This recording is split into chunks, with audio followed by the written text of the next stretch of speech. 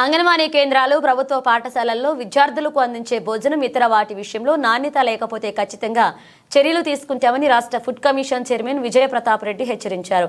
అనంతపురం జిల్లాలో ఆయన 2 రోజులుగా పాఠశాలలు, అంగన్వాడీ కేంద్రాల్లో ఆకస్మిక తనిఖీలు చేస్తున్నారు.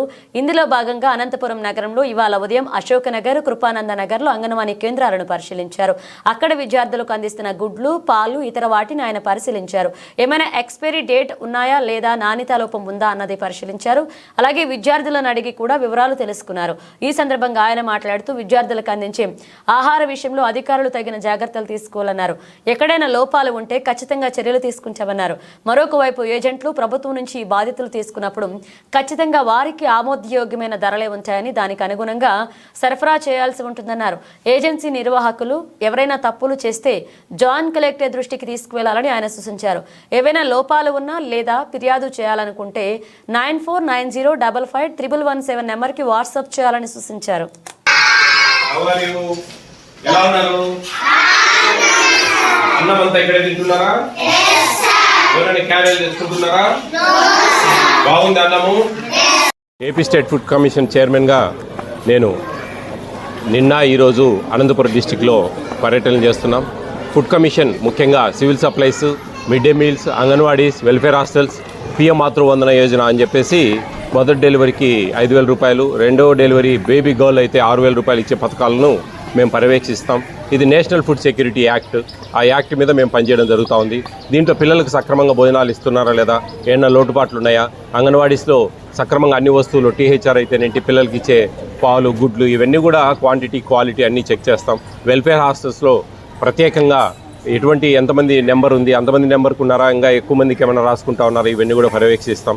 సివిల్ సప్లైస్లో రేషన్ సక్రమంగా వాహనాల ద్వారా వినియోగదారులకు చేరుతున్నాయా లేదా, ఏమైనా లోటుపాట్లు ఉన్నాయా, అవి ఏమైనా ఉంటే కన్నా సుమోటోగా తీసుకొని కేసులు పెట్టడం, ఫైన్లు వేయడం, షోకాజ్ నోటీసులు ఇప్పడం, ఇలా అధికారుల ద్వారా మేము చేస్తూ ఉంటాం.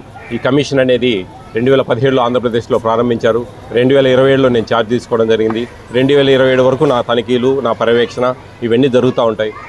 హెడ్ ఆఫీస్ విజయవాడలో ఉంటుంది. అక్కడ అడ్వర్స్ పేపర్లో వచ్చిన వాటి మీద కూడా మేము చర్యలు తీసుకోవడం జరుగుతూ ఉంది. అధికారులకు నా ప్రత్యేక విజ్ఞప్తి, ఖచ్చితంగా ఇది ప్రతి ఒక్కరు కూడా జాగ్రత్తగా అన్నాలకు, భోజనాలకు సంబంధించిన విషయాలు ఇవి. ఈ విషయాల్లో జాగ్రత్త వహించాలని నేను ప్రత్యేకంగా కోరుకుంటా ఉన్నా ఈ అనంతపురం అధికారులు ముఖ్యంగా. అలాగే మాకు ఒక వాట్సాప్ నెంబర్ ఉందండి. ఆ నెంబర్కి ఎవరైనా సరే వినియోగదారులు వాళ్ళకి ఏమైనా తప్పులు జరిగితేనే వీడియో రూపంలో ఆ తప్పులను మాకు పంపిస్తే ఏదైనా వాటి మీద మేము ఖచ్చితంగా చాలా తక్షణమే సివియర్ చర్యలు తీసుకుంటాము. 9490551117 ఈ నెంబరు వాట్సాప్ నెంబరు. ఆ నెంబర్ ఖచ్చితంగా కంప్లైంట్లు పంపించి మాకు సహకరించి మీ హక్కులు మీరు సాధించుకోవాలని ప్రత్యేకంగా నేను కోరుకుంటున్నాను. ఇస్తుంది ప్రభుత్వం. జాయింట్ కలెక్టర్ గారి ఆధ్వర్యంలో ఇవన్నీ జరుగుతాయి.